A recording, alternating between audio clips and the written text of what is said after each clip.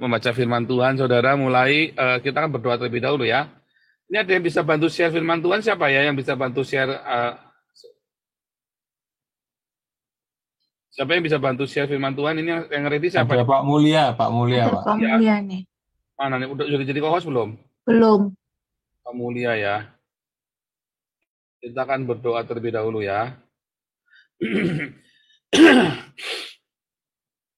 Nanti baca Wahyu 20 ya. Ardo nanti baca Wahyu 20 ya. Kita akan berdoa dulu terlebih dahulu nih Pak Pak Julius Matasak ini berdoa firman Tuhan nih, Pak Julius nih. Silakan Pak Julius. Ada nggak Pak Julius Matasak masih di sini? Ya, Ya, silakan berdoa buat firman Tuhan. oke, mari kita satu dalam doa. Terima kasih Bapa di dalam surga, kami bersyukur lewat menghadap hadirat-Mu lewat kumpulan koinonia, kami akan mempelajari kebenaran firman-Mu yang akan dibawakan oleh Pak Paul. Engkau urapi Pak Paul sehingga memberikan yang terbaik bagi semua orang yang mendengarkan akan kebenaran firman-Mu. Dan setelah kami mendengarkan, lindungi kami, kuasai kami dengan roh-Mu yang kudus, sehingga kami mampu melakukannya dalam kehidupan kami hari lepas hari. Sekali lagi, beri hikmat kepada Pak Paul untuk menjelaskan akan kebenaran firman. Di dalam nama Tuhan Yesus kami datang kepada. Amin. Amin. Oke, silakan Pak Mulia. Sebentar saya stop. Ini saya. Silakan Pak Mulia. Tampilkan Wahyu 20 ya.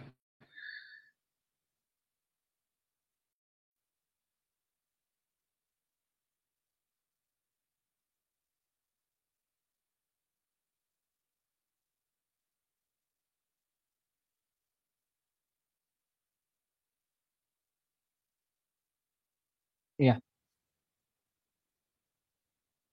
oke Pak Paul.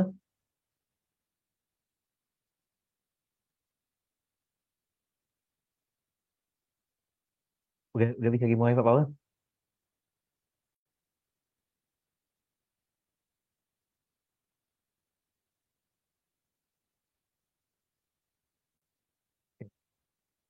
Ya Ardo, silakan Ardo. Iya, oke Pak Paul. Ya, maaf. Ya, terima kasih Pak Paul. Mari kita membaca firman Tuhan yang diambil dari Wahyu 20 ayat 1 sampai 15. Lalu aku melihat seorang malaikat turun dari sorga memegang angkat kunci jurang maut dan suatu rantai besar di tangannya. Ia mengangkat naga si ular tua itu, yaitu iblis dan setan, dan ia mengikatnya 1000 tahun lamanya. Lalu melemparkannya ke dalam jurang maut, dan menutup jurang maut itu, dan memakaikannya di atasnya, supaya ia jangan lagi menyesatkan bangsa-bangsa sebelum berakhir masa 1000 tahun itu. Kemudian, daripada itu, ia akan dilepaskan untuk sedikit waktu lamanya. Lalu aku melihat kahkah-kahkah dan orang-orang yang duduk di atasnya, kepada mereka diserahkan kuasa untuk menghakimi.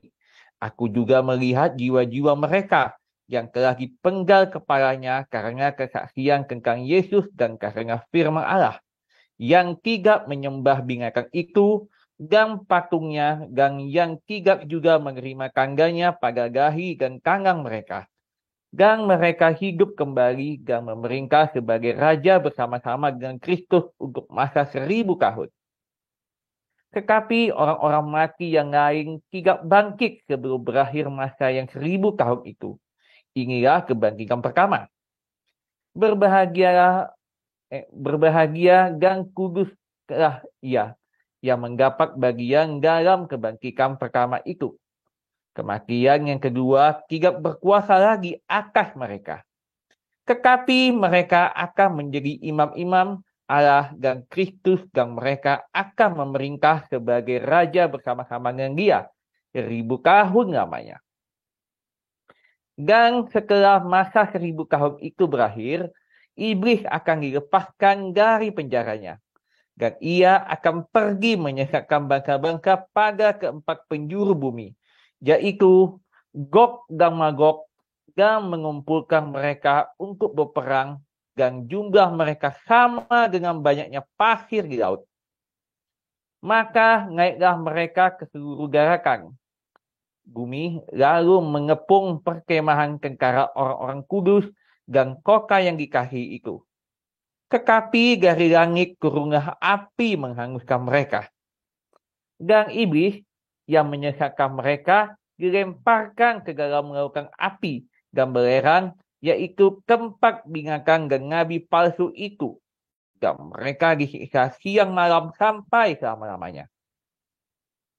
Lalu aku melihat suatu tahta putih yang besar, dan dia yang duduk di atasnya. Dari hadapannya lenyaplah bumi dan langit, dan tidak ditemukan lagi tempatnya. Dan aku melihat orang-orang mati, besar dan kecil, berdiri di depan tahta itu.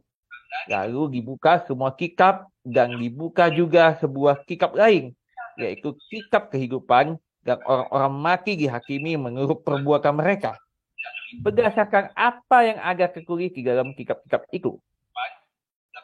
Maka laut menyerahkan orang-orang mati yang ada di dalamnya, dan maut dan kerajaan maut menyerahkan orang-orang mati yang ada di dalamnya, dan mereka dihakimi masing-masing menurut perbuatannya. Lalu maut dan kerajaan maut itu dilemparkan ke dalam lautan api. Itulah kematian yang kedua, lautan api. Dan setiap orang yang tidak ditemukan namanya tertulis di dalam kitab kehidupan itu, ia dilemparkan ke dalam lautan api itu. Demikian pembacaan firman Tuhan.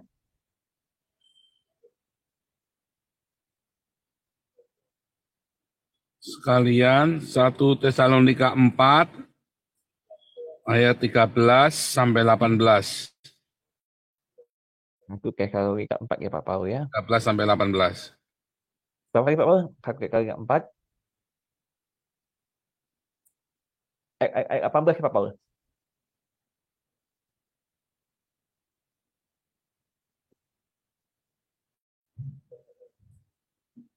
Tiga belas sampai 18 ya.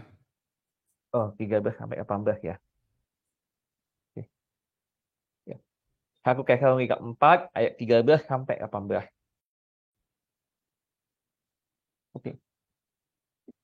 Selanjutnya kami tidak mau, saudara-saudara, bahwa kamu tidak mengetahui tentang mereka yang meninggal, supaya kamu jangan berduka cita seperti orang-orang lain yang tidak mempunyai pengharapan. Karena jikalau kita percaya bahwa Yesus telah mati dan telah bangkit, maka kita percaya juga bahwa mereka yang telah meninggal dalam Yesus akan dikumpulkan Allah bersama-sama dengan Dia. Ini kami katakan kepadamu dengan firman Tuhan, kita yang hidup, yang masih tinggal sampai kedatangan Tuhan, sekali-kali tidak akan mengganggu mereka yang telah meninggal. Sebab pada waktu tanda diberi, yaitu pada waktu penghulu malaikat berseru dan sangkakala Allah berbunyi, maka Tuhan sendiri akan turun dari surga, dan mereka akan mati dalam Kristus akan lebih dahulu bangkit. Sesudah itu, kita yang hidup, yang masih tinggal akan diangkat bersama-sama dengan mereka dalam awan menyongsong Tuhan di angkasa. Demikianlah kita akan bersama-lamanya bersama-sama dengan Dia, dengan Tuhan. Maaf. Karena itu, hiburkanlah seorang akan yang lain dengan perkataan-perkataan ini. Ya.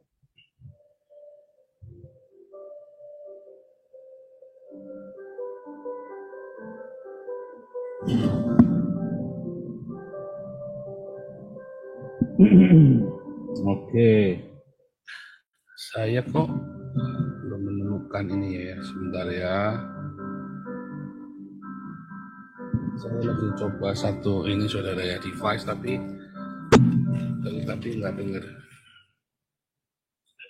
Yaitu pada waktu penghulu malaikat berseru dan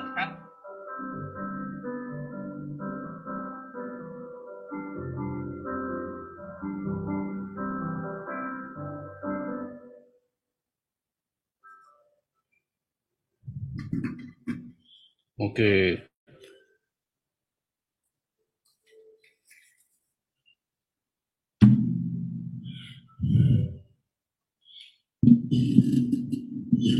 Ya, saudara, hari ini kita belajar tentang ya kehidupan setelah kematian ya, saudara ya. Kita nanti di surga dapat apa? Ya, saudara, kita ngapain?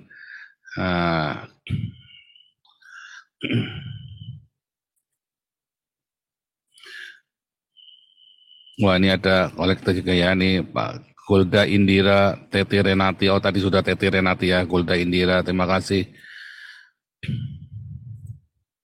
Saudara, tadi kita pertama membaca dalam Wahyu 20, saudara ya. Terima kasih Pak Mulia. Saya stop dulu ya, saya ganti punya saya. Oh, send out.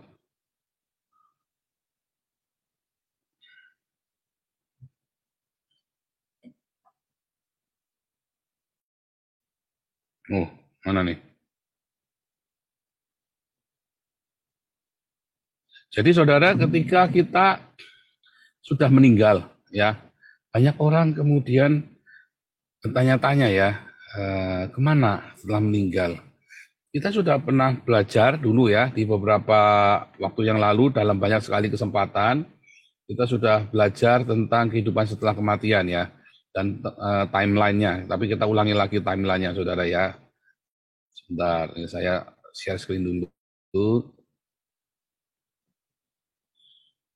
Saya share screen, lalu oke, saya tampilkan punya saya.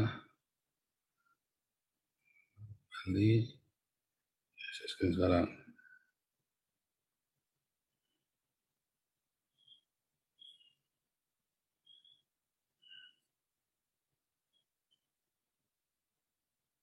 Ini ada di materi kelas apologetik sebenarnya, saudara ya. Saya ambil sedikit dan saya perdalam saja, saudara ya.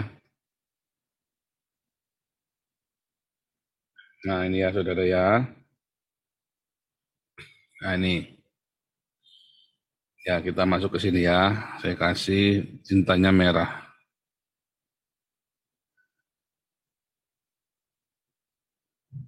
Nah, nih.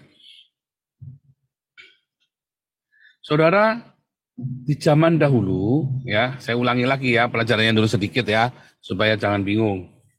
Di zaman dahulu, sebelum peristiwa penyaliban, ya, maka semua orang yang meninggal, dari Adam sampai ke yang terakhir itu siapa saudara? Penjahat yang di sebelahnya Yesus.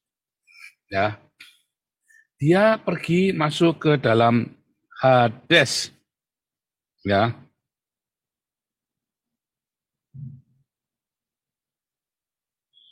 semua, Daud, Yakub, Musa, kalau dia mati mengalami kematian dagingnya, dia pasti pergi ke Hades. Itulah sebabnya di zaman itu orang kalau mati itu diratapi, saudara ya, 100 hari diratapin, saudara, menangis. Ya, malah oke diratapin ya dengan manggil tukang meratap, tukang nangis itu, saudara ya, karena sudah selesai kehidupan itu. Nggak tahu apa yang terjadi, pokoknya gelap. Makanya orang-orang Yahudi itu punya bisnis orang menangis, saudara ya. Saya lupa namanya, kemarin saya dikasih tahu ya. Itu masih sampai sekarang masih, saudara ya. Tukang ratap itu masih ada sampai sekarang ya di Israel itu. Saya lupa kemarin dikasih tahu namanya ya. Itu jadi bisnis yang besar sana untuk meratap menangis, saudara ya. Sengaja nanti makin nangisnya makin keras, yang bayarnya makin mahal, saudara. Nah, itu yang terjadi seperti itu. Nah, saudara, Yakub, Daud, para nabi semua masuk ke Hades. Ya, mengapa mereka meratap? Karena mereka nggak tahu dalam kegelapan itu. Makanya muncullah orang-orang Saduki. Orang-orang Saduki ini adalah orang-orang yang tidak percaya kebangkitan orang mati, saudara ya. Jadi sudah, kematian itu ya sudah akhir dari segala-galanya. Ya. Nah, hal ini juga dimengerti oleh pagan. Ya. Dari mana mereka mengerti? Ya, mereka satu nenek moyang, mereka punya cerita yang sama, saudara ya, Hades. Mereka pergi ke dunia orang mati ke Hades. Mereka satu nenek moyang dari Adam dan Hawa, saudara. Mereka semua sama-sama semua dari Babel asalnya. Kita semua seluruh dunia ini asalnya dari Mesopotamia Tengah, kemudian terpencar ke seluruh dunia, saudara ya. Makanya peradaban tua itu ada di sana, peradaban paling tua itu ada di sana, saudara ya. Nah, karena mereka di dalam kegelapan itu, gelap ya sini ya,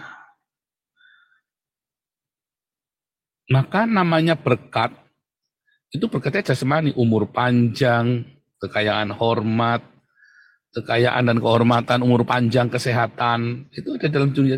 Semua berkat itu dalam wujud jasmani, saudara. Ya kan? Kalau Anda melihat di dalam perjanjian baru, ini kan era perjanjian lama. Di dalam era perjanjian baru, ini ya, maka semua orang yang mati, yang percaya kepada Tuhan Yesus, ya percaya sungguh-sungguh, bukan percaya percayanan, ya. Artinya dia percaya dan dia benar-benar di hati dia. Maka dia ada di paradiso, saudara. Ada di taman Tuhan. Ya. Di situ aslinya ada kebahagiaan, ada sukacita. Ya, ada damai sejahtera.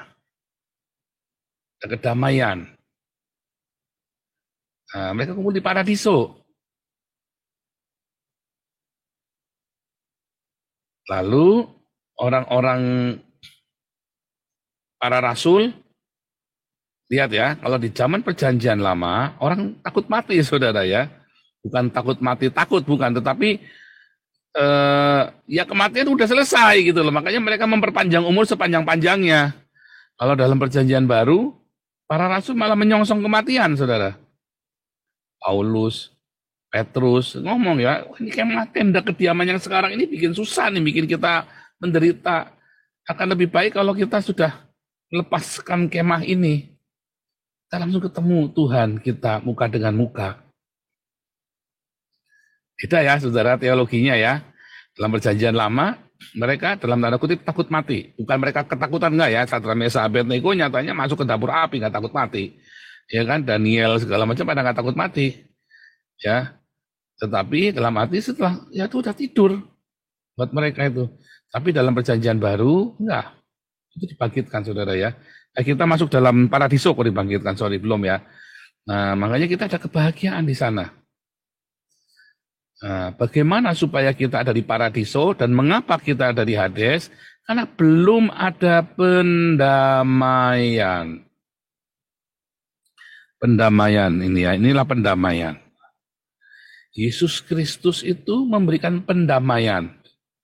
Jadi orang-orang, ya walaupun para nabi dia beriman kepada Torah, maka dari itu dia diangkat naik ke paradiso setelah ada pendamaian.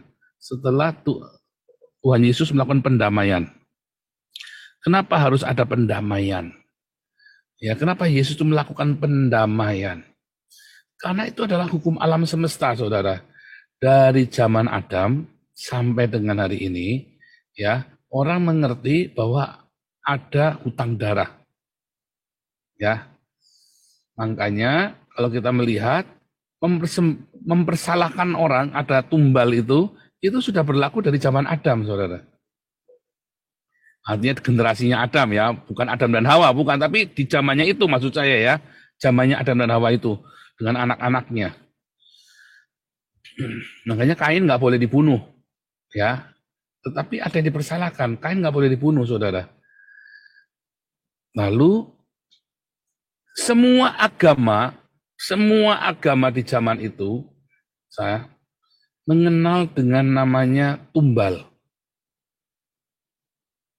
Zaman Abraham paling terlihat, ya, itu tertulis dengan nyata ya. Bagaimana Abraham disuruh menyembelih Ishak.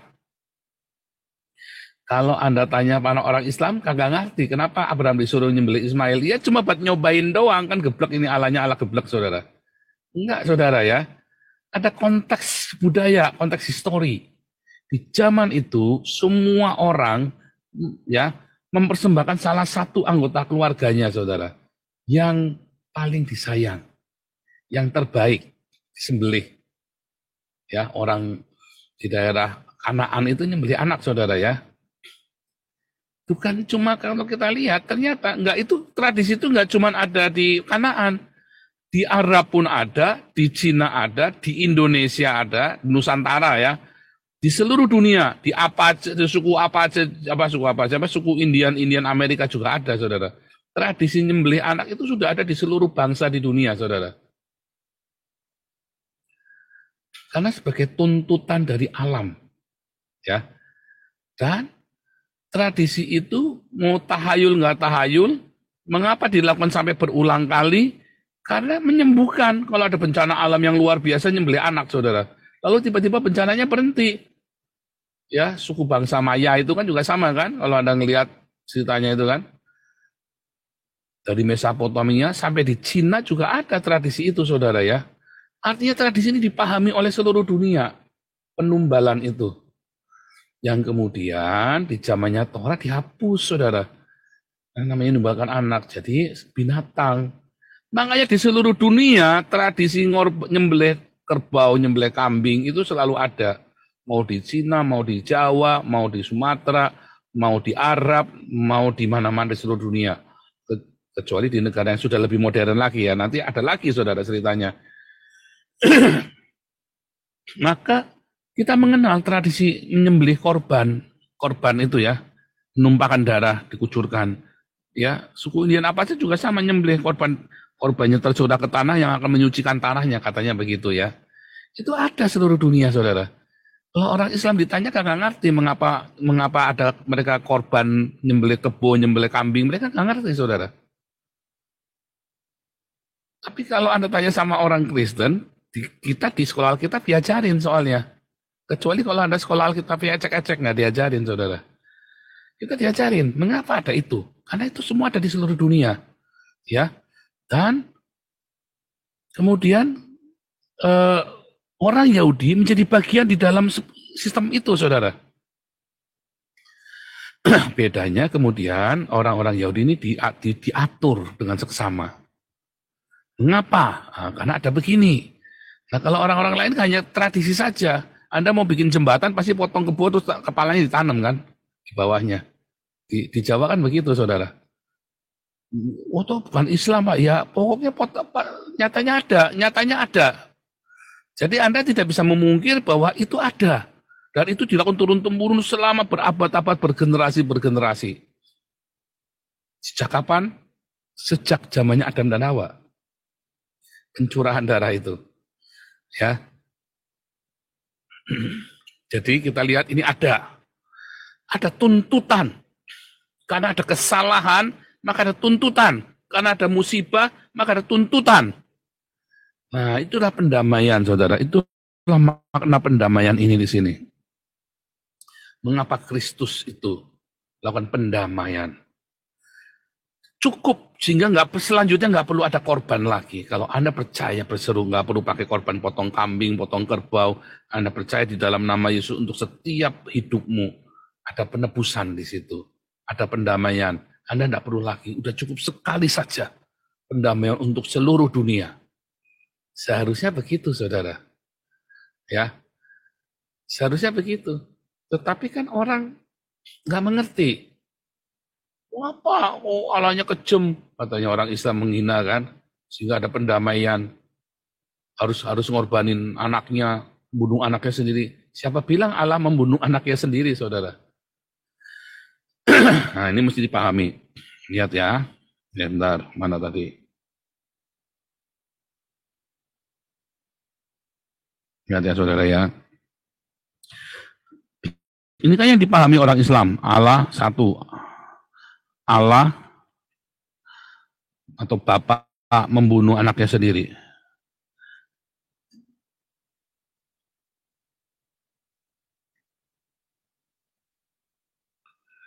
Betulkah Bapak membunuh anaknya sendiri, saudara? Enggak, saudara ya. Dua, nanti saya tunjukkan ya. Satu ayat buat menjawab semua pertanyaan ini. Bahwa setan atau iblis mencabut nyawa Yesus.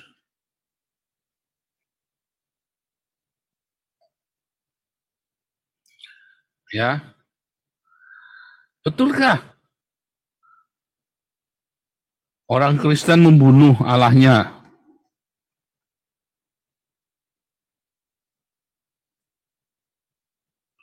Membunuh Tuhan. Kata Tuhan ini kacau sekali ya. Betulkah? Enggak, saudara. Enggak semua. Ya. Apakah Allah membunuh anaknya? Enggak, saudara ya. Apakah iblis yang mencabut nyawa Yesus? Mana sanggup? Ya. Coba kita baca, saudara ya, dalam Yohanes 10, saudara.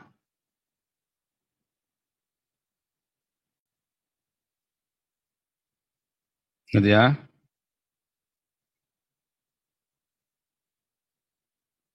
Lihat ayat 17, Yohanes 10 ayat 17 ya. Dan 18. Bapa mengasihi aku, oleh karena aku memberikan nyawaku untuk menerima. Aku memberikan. Ya. Yesus yang memberikan nyawanya. Suke jiwanya. 18. Tidak seorang pun mengambilnya daripada aku. Enggak ada seorang pun. Ya. Melainkan aku memberikannya menurut kehendakku sendiri. Aku berkuasa memberikannya, aku berkuasa mengambilnya kembali. Ya. Aku memberikan dan berkuasa mengambilnya kembali. Dia berkuasa untuk memberikan, pergi ke dunia orang mati dan mengambilnya kembali. Loh, ini aku. Tapi dia bilang, inilah tugas yang kuterima dari Bapakku. Loh, aku yang memberikan, yang mengambilnya. Ini tugas yang kuterima dari Bapakku. Nah, inilah sebetulnya kalau kita bercerita, saudara ya. Lalu Roma 10 ayat 9, Allah membangkitkan Yesus dari antara orang. Loh, kan Allah yang membangkitkan Yesus dari antara orang mati. Tetapi Yesus memberikan dan berkuasa mengambilnya kembali. Yesus sendiri yang berkuasa. Nah, itulah misteri dari Tuhan. Ya, yang tidak akan pernah bisa selesai dengan Trinitas Oneness Unitarian. Anda harus berpikirnya dengan cara orang Yahudi berpikir. Nanti Anda baru mengerti. Ya. Jadi Mesias, ya, Mesias ini adalah seorang pemenang. Ya, dan dia akan menebus umatnya, seluruh orang Israel. Bukan saja yang secara yang masih hidup, tapi juga yang sudah mati. Yang ada di Hades. Makanya Yesus dalam pneumatikon, dalam rohnya, bukan roh ya, tapi pneuma. Karena ada tubuh, jiwa, roh. Dalam pneumanya, pneumatikon, sifat kerohannya dia turun ke dunia orang mati. Diambil semuanya, saudara. Diselamatkan semuanya, dikumpulkan di Firdaus, di Paradiso. Yesus tidak dibunuh. Allah tidak membunuh anaknya sendiri. Ya, Allah tidak membunuh anak sendiri. Iblis juga tidak bisa mencabut nyawa Yesus. Orang Kristen juga tidak membunuh Tuhan. Yesus yang memberikan. Ya, apakah Yesus mati, saudara? Siapa bilang Yesus mati? Badannya mati, saudara. Jiwanya kan nggak mati, rohnya nggak mati. Dia pergi ke Hades, dia ambil. Karena bagaimana caranya bisa pergi ke Hades? Bagaimana cara orang Yesus bisa pergi ke dunia orang mati ini? Kalau dia tidak mati, badannya. Ini kan dunia orang berdosa. Semua manusia berdosa. Bagaimana caranya dia bisa pergi ke sana, saudara? Maka dia harus dalam kondisi berdosa. Bukan karena dia berbuat dosa, tapi dia menanggung dosa. Maka dia bisa turun ke dunia mati, ke dunia yang paling jahat. Ya, tempat iblis yang paling jahat ada di sana, dunia orang mati yang namanya Tartarus. Roma 10 ayat 7. Yesus pergi ke Tartarus, saudara. Ke tempat yang paling jahat. di mana iblis yang paling jahat ada di sana, di Tartarus atau Abyssos, lubang jurang maut itu saudara, yang ada di Wahyu 9 ya. Di mana Abaddon atau Apollyon ada di sana, dia ambil itu kunci jurang maut saudara. Untuk membebaskan semua orang yang ada di jurang maut yang percaya kepada Torah. Torah itu apa? Torah dan para nabi, nubuatan kedatangan Mesias. Nah, mereka didamaikan karena mereka percaya, kemudian jiwanya didamaikan. Karena akhirnya mereka melihat Yesusnya melakukan pendamaian. Jiwa itu pindah. Apakah pindah 3 dimensi, saudara? Pindah gitu ya. Enggak, itu bukan 3 dimensi. Jiwanya didamaikan. Tempatnya sama, jiwanya didamaikan. Maka dia artinya berpindah dari Hades ke Paradiso. Ya, itu harus didamaikan. Peristiwanya dengan faktanya. Bukan cuma nubuatannya, tapi ada penggenapannya. Maka jiwa itu didamaikan.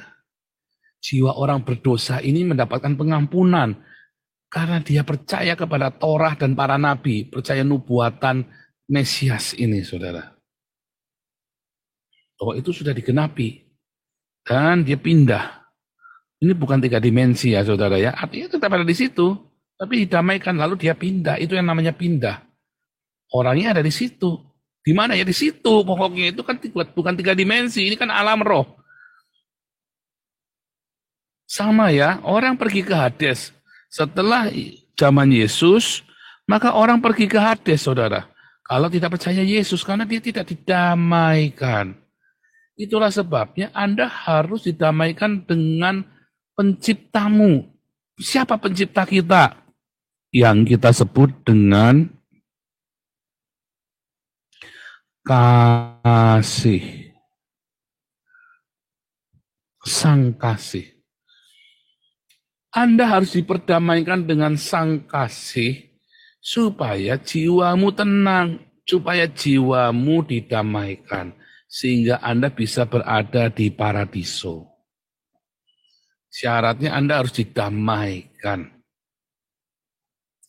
Kalau Anda tidak didamaikan dengan sang cinta, hidupmu merana, penuh kebencian. Ada sisa-sisa kebencian, dendam, kedengkian, kamu bawa mati, maka itulah yang disebut dengan Anda pergi ke Hades, dunia orang mati.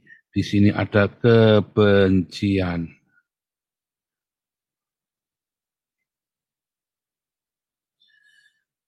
Ya, kalau Anda didamaikan, Anda akan hidup di dalam kasih, damai. Anda bisa berdamai. Makanya tadi lagunya mengasihi, ya, mengampuni, memberkati. Ya. Dan namanya mengasihi itu nggak cuma bacot doang, ada tindakan. Gitu saudara ya. Maka Anda didamaikan, hidupmu akan damai, hatimu damai, pikiranmu damai, tenanglah jiwaku dalam naungan sayapmu. Anda pergi ke Paradiso. Sekarang Anda sudah di Paradiso kalau Anda dipenuhi dengan damai. Kamu, kerajaan surga sudah datang. Datanglah kerajaanmu. Jadilah kehendakmu. Orang yang hidup di dalam kasih, dia hidupnya akan penuh dengan penyerahan kepada Tuhan. Datanglah kerajaanmu, jadilah kehendakmu. Di bumi seperti di surga. Maka rumah dia kayak surga. Hidupnya berasa di surga, rumahnya berasa surga. Bukan dengan kemarahan dan kebencian. Kalau kamu tidak didamaikan, sekarang kamu sudah ada di dalam dunia orang mati. Hanya belum kekal.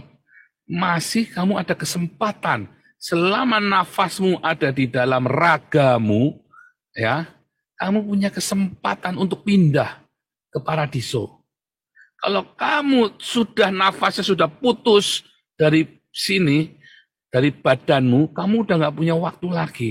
Yang tersisa hanya jiwamu yang kamu bawa, yang penuh kebencian, jiwa yang penuh kedengkian, jiwa yang penuh dengan iri hati, jiwa yang cabul itu, saudara. yang kamu bawa ke dalam kebencian itu, saudara. Ini kudu ngerti nih kalian. Kalau ini tidak ngerti, kalian tidak akan memahami surga dan neraka. Kalian nggak akan pernah paham. Orang-orang Islam yang ada di Zoom saya, yang ada di YouTube saya, ya. Kalau kamu tidak ngerti, gagal, selesai kamu. Makanya kamu isinya lendir semua, kepalanya lendir sperma. Lalu dalam Islam, kamu akan dipuaskan segala yang kamu pengen di muka bumi ini, akan dipuaskan nanti kamu di sorga. Karena kamu hidupnya penuh dengan hawa nafsu, ya. Kamu berpikir surgamu itu hawa nafsu, saudara. Kamu pikir, kamu di surga sekarang ngapain? Titit kamu lagi dimakan cacing. Anda percaya, kamu di surga ketemu bidadari. Titit kamu sedang dimakan cacing loh. Itu para jihadis itu ya. Oh, tubuhnya wangi. Kucuk ini saudara, sebelum mati dia pakai parfum 1 ember. Ya kan? Tubuhnya jihadis ini bohong. Ini kan otak ini sudah. Ini ya otak ini. Santoso tubuhnya wangi. Waktu ditembak ya, jenazahnya. Ini otak yang saking, ya itulah agama tuh, bikin Anda tolol. Nggak ada. Coba kamu gali kubunya Santoso. Bacin, saudara. Oh, bangke. Ya. Ada wangi-wanginya, sisa-sisa wanginya ya ada kan dari parfumnya itu kan yang dipakai dikucurin badannya kan waktu di kafan kan sampai dibujukin minyak wangi. Masih ada, tapi bau bangke tetap saudara. Kamu mau itu, kalau wangi kenapa kamu nggak tidur sama bangkainya aja sekalian? Kenapa jenazah itu kudu ditanam? Kan supaya jangan bau kan? Jenazahnya Muhammad sekalipun bau saudara, pasti ditanam. Kenapa orang Islam kalau dimakamkan di hari yang sama nggak boleh nginep? Supaya jangan bau kan, supaya jangan bau bangke kan? Kan sebetulnya begitu, Anda kan nggak mengerti yang begitu. Anda cuma berpikir, nggak pakai rasionalmu, kayak tadi ya. Pertanyaan-pertanyaan tadi, kenapa saya bongkar dulu pikirannya? Dari pertanyaannya saya tahu, ini otaknya masih di framing. Nah, gitu saudara ya. Jadi perlunya pendamaian. Anda perlu didamaikan dengan sang cinta. Ingat tadi Yohanes 1 ayat 18. Ya, kita buka ya. Yohanes 1 ayat 18.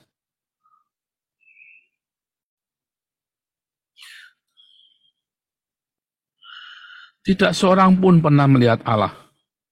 Tidak seorang pun pernah melihat kasih. Kan Allah adalah kasih, saudara. Tapi anak tunggal Allah, kita tahu konteksnya ini adalah Yesus. Ya, dialah yang menyatakan, mengeksegesa. Ya, ayatnya bunyinya mengeksegesa, saudara ya, bahasa aslinya. Jadi Yesus itu mengeksegesa yang namanya kasih itu, saudara. Makanya kamu mengerti kasih itu apa. Karena dieksegesa oleh Yesus, saudara. Kalau Anda tidak dieksegesa oleh Yesus, Anda tidak pernah mengerti kasih itu apa, saudara. Ya.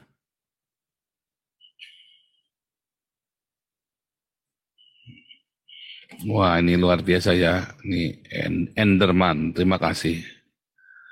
Tatang Garing, terima kasih. Desi, terima kasih. Kolektornya, God bless you. Coba saya lihat dulu ini yang ada di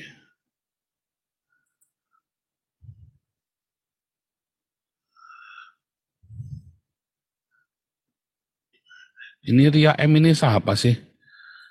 Ini jangan kau tambah-tambah penyesat di Alkitab tidak ada YHWH. Ada ya. Di Alkitab itu justru aslinya itu tulisannya itu YHWH. Kalau di dalam terjemahannya ya nggak boleh ya. Nah inilah orang-orang begini nih, saya kadang-kadang nggak mengerti ya saudara ya. Pada sok tahu ya saudara ya.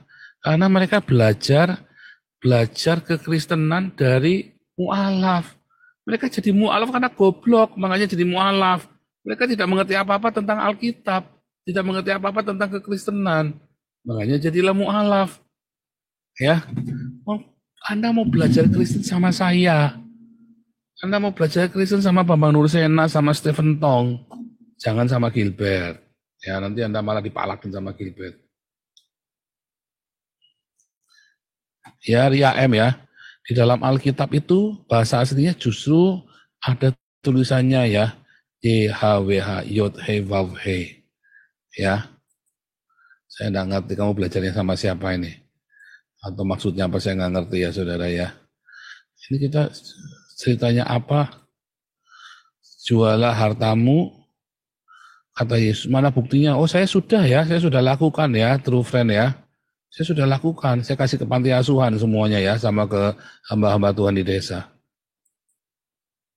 Sudah ya, sampai sekarang hidup saya semuanya buat Tuhan ya. Nah, betul ya, ini ketemu bidadari transparan, Golda Indira. Tuh saudara, karena hidupnya dipenuhi dengan hawa nafsu saudara ya. Oke. Nah, saya skip dulu ya. Balik lagi. Yesus mengeksegesa kasih itu saudara, kita balik ke sini.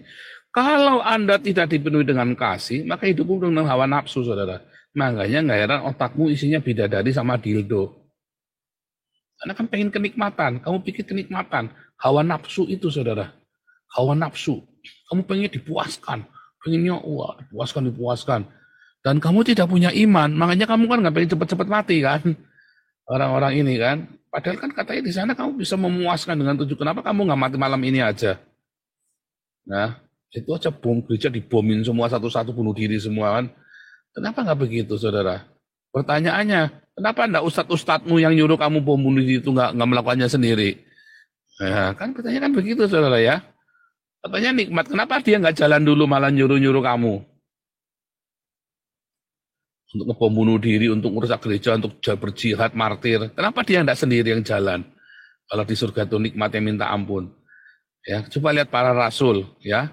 Dia tahu di surga itu akan indah sekali. Maka dia pasang badan, saudara para rasul ini duluan. Jadi martir, masalahnya nggak mati-mati. Nah, itu tadi yang nggak mati-mati. Kayak saya nih contohnya ya. Kalau saya karena saya sudah pernah melihat surga, saudara, dibawa ke surga. Makanya saya nggak takut mati, saudara. Bukan karena nggak takut mati belagu, bukan.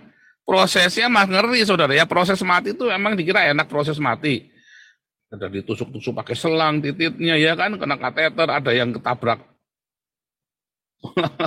Kayak macam-macam ya, saudara ya. Ada yang kebom, ada yang kebakar hidup-hidup. Prosesnya mungkin mengerikan, saudara. Tetapi kematian itu sendiri tidak perlu ditakutkan karena ada cinta. Makanya para rasul itu pada nggak takut mati, terus nggak mati-mati malah ya saudara ya. Artinya tua-tua, umur 70 ke atas, semua ya rata-rata matinya umur 70 tahun ke atas.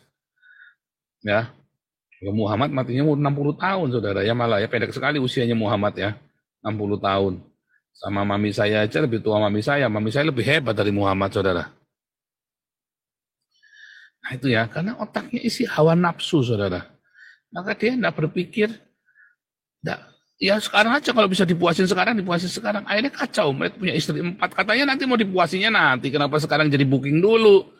Nah itu loh, antara agama yang kamu imani dengan yang otak kamu nggak percaya. Makanya karena kamu tidak percaya, kamu sendiri nggak punya iman, bahwa nanti kamu bisa pesta seks di surga, kamu sekarang ganggu ibadahnya orang lain. Agama Kain kan, mengapa Kain membunuh Habil? Karena dia sendiri tidak percaya ibadahnya diterima, makanya dia ganggu orang lain. Itu kalian orang Islam yang di Indonesia, ya kalian Trinitas. Kamu tidak percaya dengan Trinitasmu, lalu kamu mulai beda-bedain orang lain. Sama Wanes kalian yang suka mencaci maki orang yang lain ya, mencaci maki Rasul Sabdono, termasuk semua yang saling membidahkan ini. Karena kamu tidak percaya ibadahmu diterima, maka kamu mengganggu membidahkan orang lain. Sama orang Islam, karena kamu tidak percaya dengan ibadahmu diterima, maka kamu nutupin gereja, kamu menghentikan ibadahnya orang lain, supaya ibadah kamu diterima. Cuman kamu saja yang ibadah. Begitu logikanya, saudara.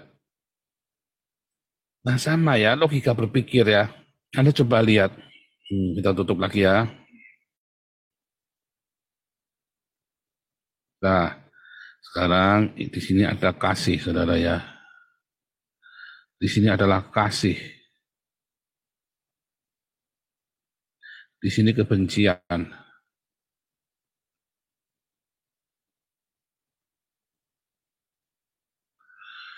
Nah, kalau Anda tidak dipenuhi dengan kasih, makanya kamu hanya dikuasai kebencian, karena kamu terdiri dari hawa nafsu.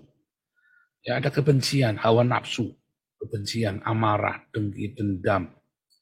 Makanya kamu kalau mati tidak didamaikan oleh Yesus, kasihnya Yesus. Harus kasihnya Yesus, saudara ya. Itu standar kasih, nggak boleh kurang. Maka kalau kamu tidak didamaikan, maka kamu ada di sini. Kalau kamu didamaikan, maka kamu ada di sini. Hatimu berdamai, maka kamu akan ada di paradiso. Nah, sekarang ini kan, kalau kamu masih hidup, maka hidupmu dipenuhi dengan paradiso, seperti saya dan keluarga saya. Kita ada di paradiso. Sementara Anda, mungkin sekarang ada merasa kayak di neraka, rasanya kayak di neraka hidupnya sekarang ini. Iya, karena kamu tidak hidup di dalam kasih. Kamu belum didamaikan dengan kasih ini. Makanya saya bilang, tidak peduli dengan Unitarian Trinitas Oneness-mu. Yang penting, Yesus yang benar adalah Yesus yang mengajarkan kasih. Trinitasmu menghasilkan kasih enggak? Kalau enggak, berarti Yesusmu salah. Oneness-mu mengajarkan ini enggak? Kalau enggak, berarti Yesus salah. Yesus yang lain. Ya. Unitarianmu mengajarkan ini tidak. Buktinya apa? Buahnya. Kamu kudu jujur. Kalau kamu tidak berbuah, hasilnya cuma caci maki doang, maka Yesusmu tuh Yesus yang lain. Ya, Yesusnya Yesus yang lain. Kalau kamu penuh dengan cinta, Yesusmu itu benar. Itu ciri khasnya itu. Makanya Yesus kasih, ya, Yohanes 13. Ya, simpel sekali saudara ya. Yohanes 13.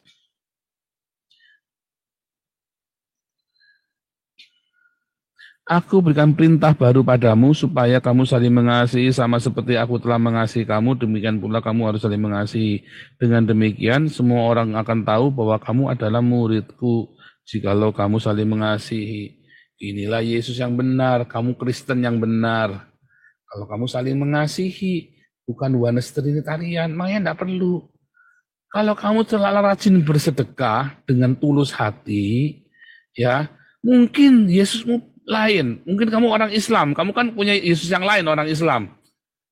Kalau kamu sungguh-sungguh tulus bersedekah, tulus ya, tulus. Entah gimana caranya Tuhan akan temukan kamu. Buktinya apa saudara? Kita lihat Kisah Rasul 10 saudara. Lihat ya. Di Kaisarea ada seorang bernama Cornelius, seorang perwira pasukan yang disebut pasukan Italia. Ia saleh, ia serta seisi rumahnya takut akan Allah. Dan ia memberi banyak sedekah kepada umat Yahudi dan senantiasa berdoa kepada Allah. Ya, dia orang pagan, ya dia perwira orang Italia. Ya, tetapi ia rajin bersedekah, saudara. Maka Tuhan datang kepadanya dalam suatu penglihatan jam 3 petang, jelas tampak kepadanya seorang malaikat Allah masuk ke rumahnya. Ya, Cornelius. Dia perkenalkan Yesus kepada Cornelius dalam cerita selanjutnya ya. Melalui Petrus. Kalau kamu punya Yesus yang salah sekalipun, ya, tapi kamu hidup di dalam sedekah, sungguh-sungguh yang tulus kalian orang Islam, Buddha, Hindu yang lagi ada di YouTube saya, maka Tuhan akan tuntun kamu kepada kebenaran itu. Tapi coba beda sekali sama Matius 7 ini saudara. Cornelius nggak sebut Yesus Tuhan, belum waktu itu. Dia hanya bersedekah saja, saudara. Dia belum proselit, bahkan dia bukan penganut agama Yahudi. Walaupun dia berdoa kepada Allahnya orang Yahudi. Tapi dia belum proselit, saudara. Makanya Petrus, waktu masuk Cornelius, dia ragu-ragu, karena dia orang pagan, nggak mau Petrus. Tapi disuruh malaikat masuk. Sekarang coba Anda lihat Matius 7 ayat 21, saudara. Ya, bukan setiap orang yang bersuruh padaku Tuhan, Tuhan. Walaupun kamu ngaku Tuhanmu benar, Yesus yang benar, ya. Bukan setiap orang yang bersuruh padaku Tuhan, Tuhan akan masuk kerajaan surga. Kepadaku loh, Yesus loh. Nanti kan Yesusnya benar kan? melainkan Dia yang melakukan kehendak Bapakku. Pada hari terakhir banyak orang akan berseru kepadaku, Tuhan, Tuhan, bukankah kami bernubuat demi namamu, mengusir setan demi namamu, mengadakan banyak mujizat demi namamu loh. Ini kan kita pada Yesus yang benar nih kan. Mau Yesus yang Trinitas, Yohanes, pokoknya merasa paling benar lah. Ya, mau Unitarian, pokoknya merasa paling benar Yesusnya. Pada waktu itulah aku berterus terang padamu. Ya, berterus terang pada mereka dan berkata, aku tidak pernah mengenal kamu, nyala daripadaku, kamu sekalian pembuat kejahatan. Coba lihat ya, diusir Matius 25. Simpel sekali saudara, dari ayat ke ayat saudara. Ya, 45, 46 ya, Matius 25, 45, 46. Maka ia akan menjawab mereka, aku berkata padamu, sesungguhnya segala sesuatu yang tidak kamu lakukan untuk salah seorang dari yang paling hina ini, kamu tidak melakukannya untuk aku. Dan mereka ini akan masuk ke tempat siksaan yang kekal, tetapi orang benar dalam hidup yang kekal. Nah, diakonia saudara. Kita nggak membahas diakonia, tapi ini saya lagi tunjukkan ya saudara ya. Banyak mitos-mitos Kristologi, Trinitarian, Unitarian, Oneness.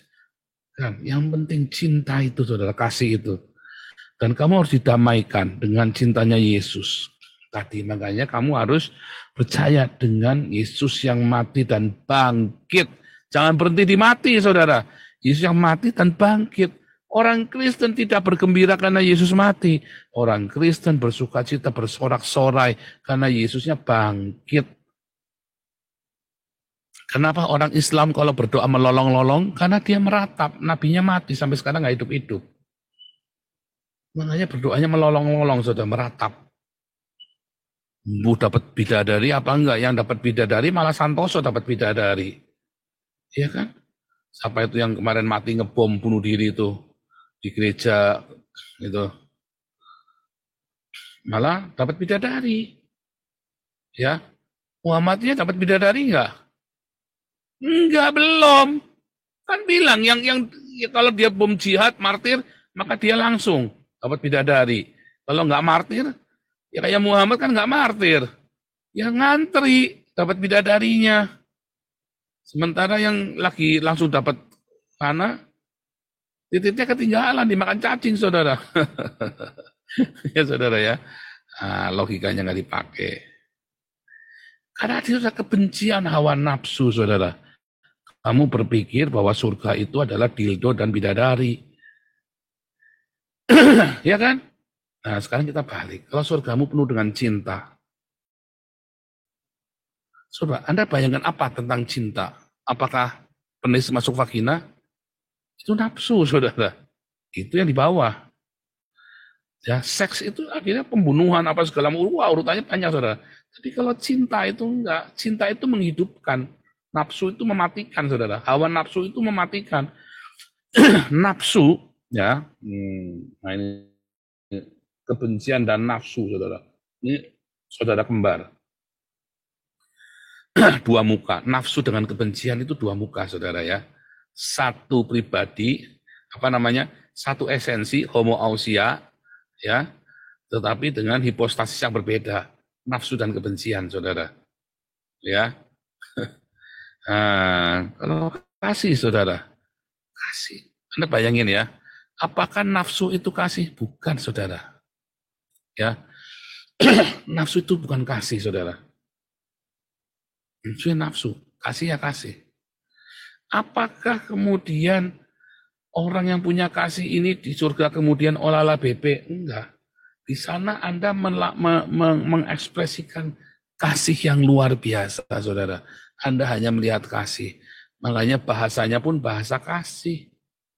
Maka di sana ada kehidupan. Orang bisa bersahabat. Orang bisa bersuka cita. Sama seperti sekarang. Saya heran kalau ada pengurus yang bencinya minta ampun ya. Kalau sudah benci nggak ada ampun sama orang. Kamu belum lahir baru. Kalau sudah benci sama orang tanpa ampun, kamu bisa masuk neraka loh. Ya, kamu adalah penghuni neraka loh. Kalau orang bencinya minta ampun nggak ada ampun, ya benci tanpa ampun, saudara ya.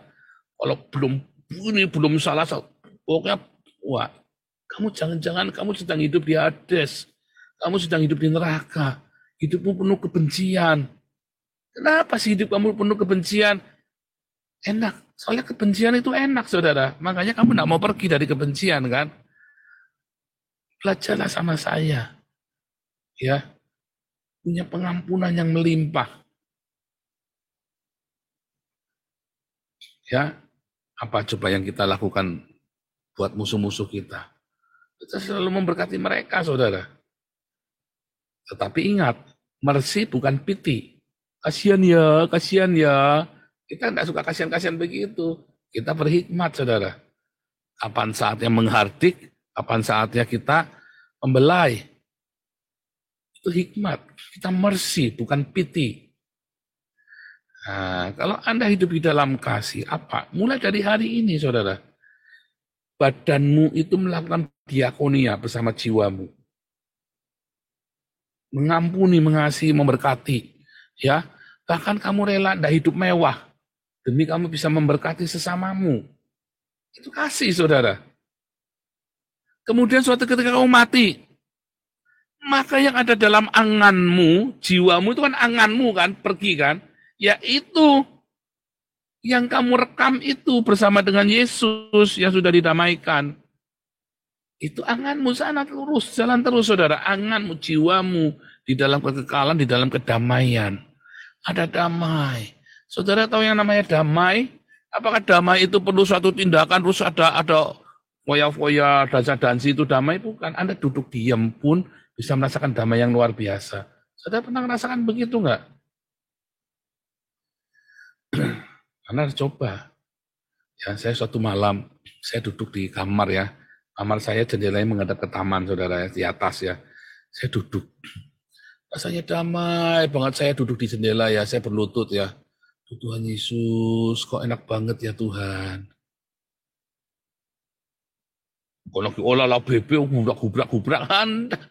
Damai, saudara, ada cinta, ada tiba-tiba ya kita bisa nyanyi bila ku pandang hasil karyamu, gunung dan lembah yang menghijau. Anda tinggal di tempat yang indah di Indonesia, tapi rasanya kayak di neraka. Ya kan? Gereja ditutup, digubrak, orang dibakar hidup-hidup, padahal gunung lembah ngarai yang indah. Yang seharusnya Anda bisa bertemu Tuhan di sana. Ya, di Papua dibunuhin orang-orang, so, di tempat yang indah, di tempat yang paling indah di dunia di Papua, orang-orang dibunuhin, saudara. Neraka, saudara. Nah, tapi kalau Anda hidupnya di dalam kasih, di situ anganmu dibawa ke sana, jiwamu tenang bersama dengan Tuhan. Jiwamu tenang di situ, saudara. Setelah kita hidup penuh dengan kesulitan, penuh dengan luar biasa orang mencoba, letih badan kita, jiwa kita dihiburkan, ditenangkan, rest in peace itu tadi, dalam damai. Nah, bukannya malah lagi di dunia, lagi gubrak-gubrak, lagi ruwet, sampai surga Anda masih sibuk dengan nafsu menggagahi 100 perawan tiap hari, saudara. Ruwet sekali. Ini saya bayangin surganya ruwet sekali, saudara ya. Kalau itu surga yang Anda yang mau inginkan kok ya, lah itulah nerakanya Kristen. Itulah nerakanya Kristen. Hawa nafsu yang Anda pengen lampiaskan, tapi nggak terlampiaskan. Itulah neraka, saudara. Ya kan? Anda pengen, wah udah sange banget, wah udah mentok di ubun-ubun, tapi nggak bisa dilampiaskan. Karena apa? Karena pikiranmu selama di dunia kan sange. Bejat, capul, pengennya kan olah bebek terus. Lalu Anda bawa mati pikiran itu. Bisa dilampiaskan nggak? Fantasinya ini, wah jorok banget. Anda bayangin kalau Anda lagi tidur, ya tiba-tiba Anda kepengen haus gitu ya, terus kepengen sange banget gitu ya, pengen olah bebek, tapi nggak ada lawan, saudara. Di sebelahmu nggak ada lawan, guling, saudara. Akhirnya Anda tabrak guling itu kan, tak karu-karuan, saudara ya. Nggak puas, saudara. Batinmu kan tidak puas tetap kan, walaupun kamu sudah keluarkan dengan gulingmu itu kan. Batinmu kan tidak puas. Sange, saudara. Itu akan menyiksamu, saudara. Kalau kamu hidupnya di bawah ini dengan nafsu dan kebencian itu, apalagi ditambah kebencian, kamu lihat suamimu dibawa wewe gombel. Wah, panas semromong, saudara. Ditambah lagi kamu donasinya, donaturmu pindah ke sini semua, saudara ya. Ngeliatin kita JPZ kolektornya banyak banget. Wah, panas saudara hidupmu, saudara ya.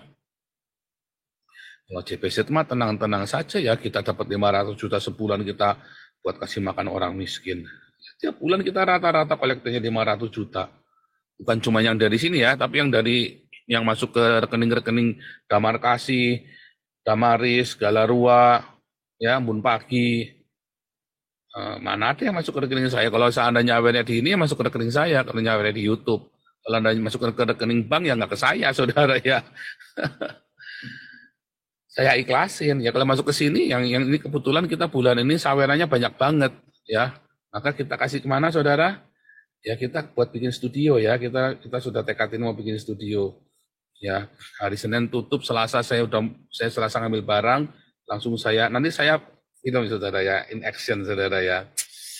Saya nggak kebayang nanti jangan ya, saya nggak kebayang saya jadi tukang kayu, saudara ya. Hari Selasa ini saya mau jadi tukang kayu, saya nggak kebayang. Ya doakan saja semoga semua sukses dan bisa kokoh berdiri terasnya, saudara. Saya nggak pernah bikin bangunan begitu. Tapi saya ngeliat orang-orang, saya ngeliat di YouTube kok kayaknya gampang ya. Ya coba saja ya, saudara ya. Ya Tuhan Jangan menyertai. lupa direkam, Pak Paul. Itu mau di live kan kalau perlu nanti. Di live kan. Aduh, nggak direkam aja ya, saudara ya, direkam. Nanti kalau ada yang lucu-lucu, nanti celana sobek segala macam kan malu nanti.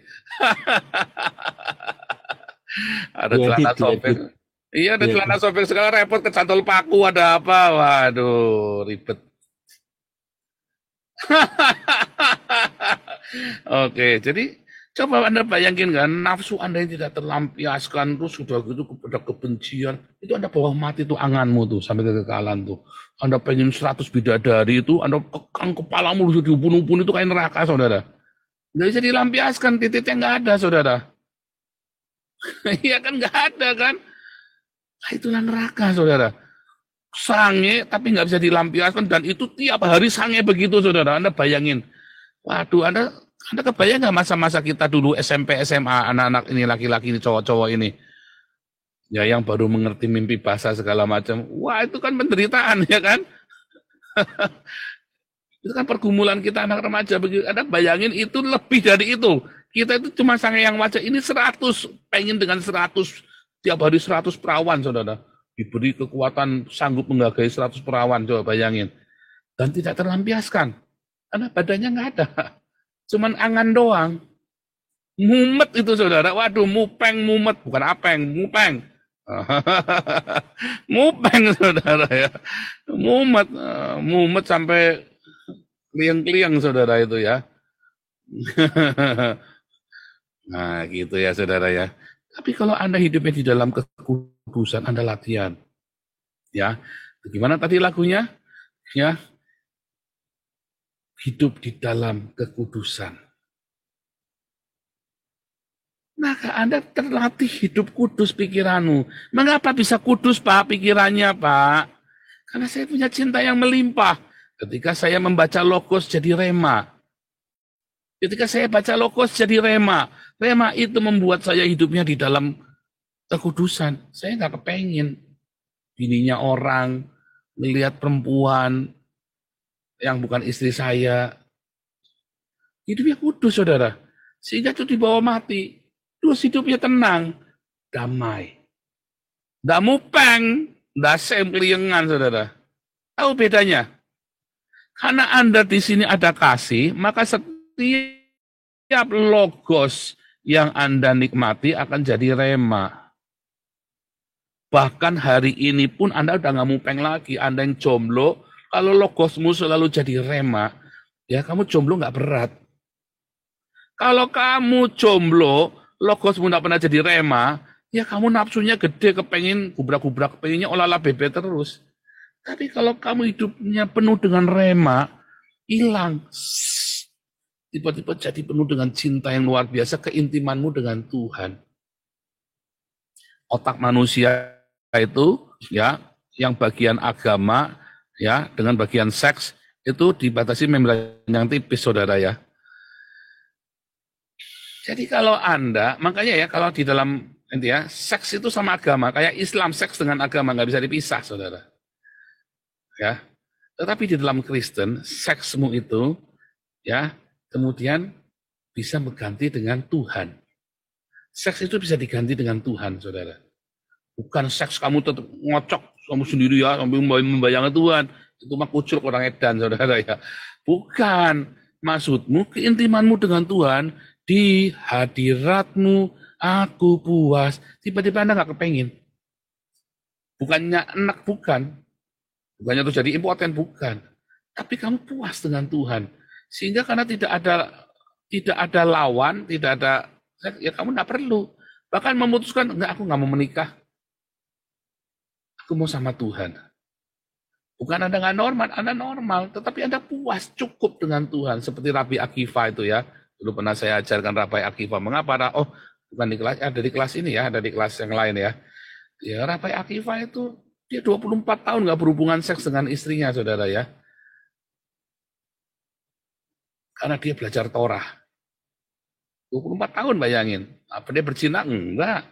Karena dikatakan ya, orang ya di dalam Talmud itu, kalau dia saking dia hanyut di dalam Torah, dia udah gak kepengen seks lagi. Makanya suka dimarahin ya, kalau orang kasihkan juga, kamu harus menikah. Menikah dulu, punya anak dulu. Setelah itu kamu hanyut dengan Torah, enggak apa-apa, tapi kudu urus. Ya nanti berkala harus pulang. Sampai diatur ya. A marriage monk namanya disebut ya. Seorang scholar yang belajar Torah, keasikan, saudara ya. Tapi yang satu lagi belajar Torah, nafsunya kegedean, dia pulang. Nah, itu ada cerita Rabbi Akiva itu ya, saudara ya. Kalau Anda dipuaskan di dalam cinta kasih yang sejati, Anda udah nggak perlu seks lagi, saudara. Nggak perlu. Makanya di dalam perjanjian lama, kamu disuruh berkembang biak secara jasmani. Ya, Tuhan berkata kepada Adam, berkembang biaklah, beranak cuculah, jasmania. Olahlah bebe, cus gubrak-gubrak, lahirlah anak-anak jasmani. Tetapi di dalam era perjanjian baru, kita lihat bedanya ya, saudara ya. Kejadian 1 ayat 28. Ya, lihat nih. Beranak cuculah, bertambah banyak, penuhilah bumi. Taklukkanlah, berkuasalah. Ya, kita lihat dalam Yohanes, saudara ya. Dalam Yohanes 1 ya, ayat ke-12. Ya, tetapi semua orang yang menerimanya diberinya kuasa menjadi anak-anak Allah.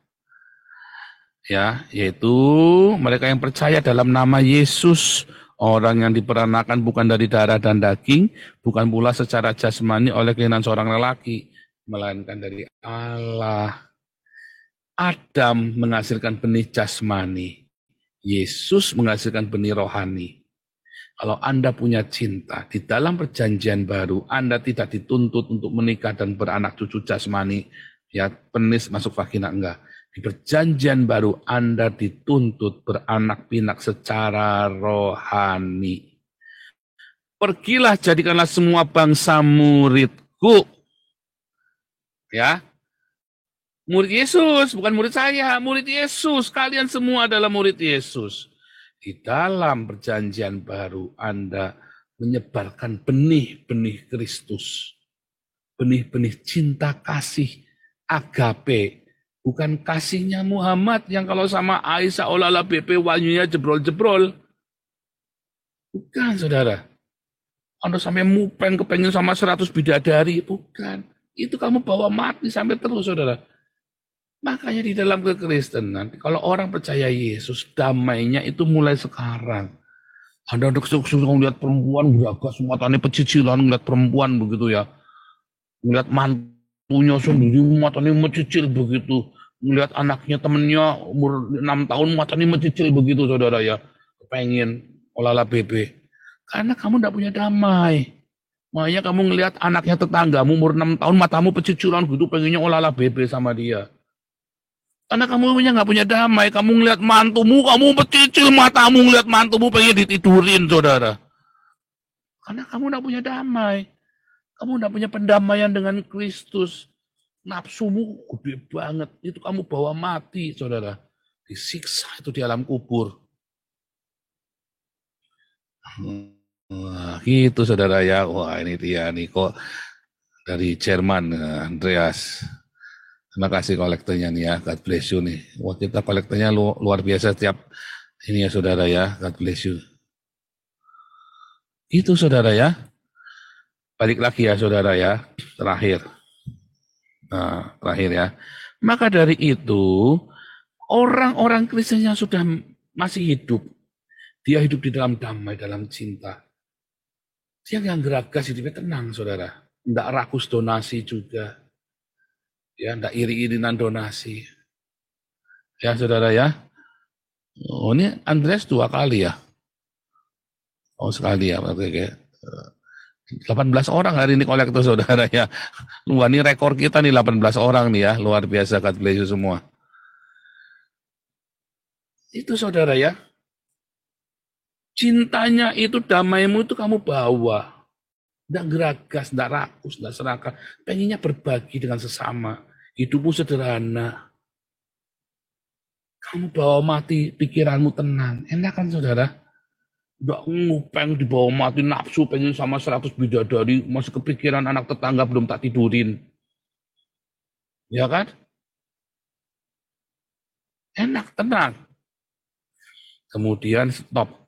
Tak hari penghakiman. Lihat buahmu, buah kasihmu dihitung. Hitung berkatmu satu-satu. Hitung saudara. Dan dia mendapat, lihat buahnya, pekerjaannya, diakoniamu, jiwa-jiwamu, ya, buah dari karaktermu, lalu diberi mahkota. Setelah hari penghakiman. Lah Anda yang hidup dalam kebencian, Anda dihakimi. Kamu kemarin tidurin siapa? Kemarin kamu ada tidurin tetanggamu, ya kamu ada tidurin mantumu, kamu ada tidurin anak Aisyah. Masuk saudara ke neraka, saudara. Nyeselnya minta ampun. Di sini kamu bisa nyalakan, oh ini kan karena kitab suci mengajarkan kita begini. Wah, Anda bisa bacotan saudara. Anda cerita sesama penghuni Hades ini. Wah, ini enggak apa-apa, nanti kita sekarang menderita, kita ini lagi purgatori, api penyucian. Nanti Allah akan membebaskan kita. Anda bisa sesumbar begitu, saudara ya. Begitu hari penghakiman, nyaho lu, kekal, saudara. Bawa tuh nafsu tuh sama 100 bidadari. Jerangkongmu itu sama dildomu itu dibawa ke neraka. Pakai dildo, apanya yang mau didildoin saudara? Dagingnya ndak ada. Bupeng di sini, wah itu kayak neraka, wah banyak lagi sambil penyesalan sambil misu-misu saudara. Tambah lagi nyesel lagi, ndak bisa tambah lagi menyadari bahwa ndak akan keluar dari situ. Tambah ngeri lagi saudara. Tambah lagi takut nggak bisa keluar dari situ, ketakutan yang luar biasa nggak bisa keluar dari situ. Sementara kita ada dalam damai di sini dan kita berkarya, menghasilkan, kita mengerjakan tiap hari. Saya bertaman sama anak tiap sore saudara ya. Taman kami makin lama makin indah saudara ya. Dulu ingat cuman tanah begitu banyak cacingnya ya gede-gede ya. Sekarang penuh dengan bunga ya. Lihat kebunku penuh dengan bunga. Wah itu benar-benar kita nyanyi itu saudara. Tiap sore kita bertaman sama anak ya. Habis bertaman kalau udah nggak ada yang dikerjain kita muter-muter di belakang rumah kami ada danau yang besar sekali saudara ya. Nah, saya nanti rencananya mau beli perahu karet nanti kalau Andreas kesini nanti mau kanoan sama Andreas saudara ya. Mau kanoan di tengah mancing, dia mau mancing, kalau saya mah nggak hobi mancing, saya mau makan di tengah danau makan. Tenang ya saudara ya, sambil live nanti, oke saya dari tengah-tengah danau, live begitu. Andreas biar mancing, dia mah ada hobi mancing, suruh mancing aja dia. Gitu saudara ya, damai. Dan kita bekerja tangan kita. Kita mengerjakan sesuatu, kita terus bekerja ya saudara ya.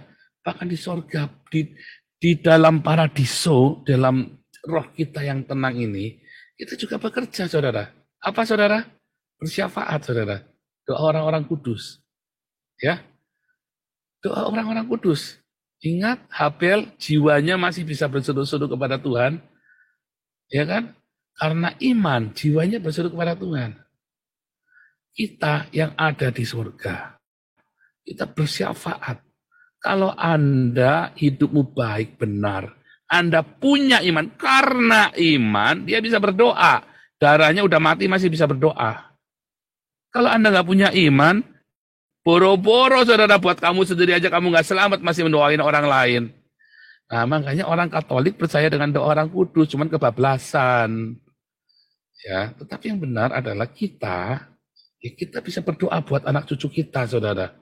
Orang benar masuk surga, masuk paradiso. Dia bisa berdoa buat generasi di bawahnya. Berdoalah supaya kamu masuk paradiso, saudara. Supaya kamu bisa bersyafaat untuk generasimu. Kalau kamu tidak punya iman, bagaimana kamu bisa berdoa? Iman kepada siapa? Kepada Yesus yang menyelamatkanmu. Kamu aja nggak selamat, selawe jaluk selamat. Kan begitu, saudara. Kan? Karena gimana caranya mau selamat? Mau doain orang, kamu aja nggak selamat. Muhammad mau selamat, dia aja minta didoain, mau nyelamatin kamu. Kalau SWT mau nyelamatin kamu katanya. Dia aja masuk neraka, apalagi mau nyelamatin umatnya. Si SWT ini. Ya kan? Kalau kita, Yesus ada di sorga. Dia berdoa untuk kita. Bersyafaat untuk kita. Berdoa itu bukan berarti ada objek, predikat objek, enggak ya. Artinya dia punya harapan-harapan yang baik. Dan itu akan terus dalam kekekalan. Itulah karya cinta, saudara. Sehingga keturunannya selalu beruntung. Mulai dari sekarang, sampai kamu mati, sampai kamu hari penghakiman, sampai itu kan beruntung terus keturunanmu. Makanya janji Abraham itu masih berlaku bagi orang Yahudi. Karena Abrahamnya bersyafaat bagi umatnya. Karena para nabi ini bersyafaat. Doa orang kudus itu yang ada di sorga itu loh, saudara ya. Kemenyan itu doa orang kudus. Kita yang ada di bumi juga orang kudus. Yang di sorga juga sama. Doa orang kudus ada di sorga. Paham, saudara ya? Jadi Anda tetap berdoa. Anda tetap melihat, Anda berkarya. Itu karya, saudara. Jangan berpikir doa itu sekarang kita di alam ini, kita berpikir doa itu cuma apa sih? Buang waktu. Tapi doa itu harapan, bukan Anda buang waktu. Kalau Anda menjadi roh, Anda manusia roh, di dalam paradiso, itu doa, saudara, menyan. Doa orang-orang kudus itu, saudara ya. Ya, yang ditata Allah itu. Yang bersyafaat bagi generasi-generasi di bawahnya.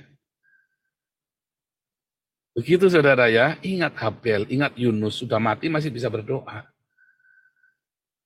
Kalau orang kaya itu yang sama Lazarus, orang kaya ini, nggak bisa, nggak didengar.